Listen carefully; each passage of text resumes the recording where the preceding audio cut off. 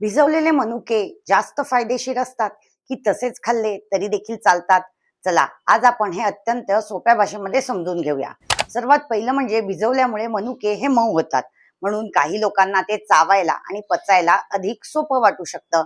विशेषतः ज्यांना कडक मनुके चावायला किंवा पचायला त्रास होतो, त्यांच्यासाठी भिजवलेले मनुके हे अधिक सोयीचे ठरू शकतात.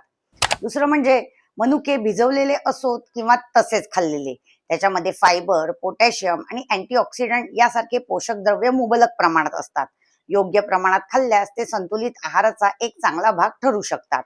तिसरं म्हणजे पण मनुके भिजवूनच खाल्ली पाहिजेत असा काही त्याच्यासाठी नियम नाही. जर तुम्हाला तसेच मनुके खायला आवडत असतील आणि समजा त्याने कोणताही त्रास होत नसेल, तर तुम्ही मनुके तसेच बिनधास्त खाऊ शकतात. दिवसभरामध्ये साधारण 8 ते 10 मनुके तुम्ही संतुलित आहाराचा भाग म्हणून खाऊ शकतात. लक्षात ठेवा, मनुके हे भिजवलेले असोत किंवा तसेच योग्य प्रमाणात खाणं हे तुमच्यासाठी जास्त फायद्याचं आहे. तुम्ही मनुके कसे खातात, भिजवून की तसेच? मला कमेंटमध्ये नक्की सांगा.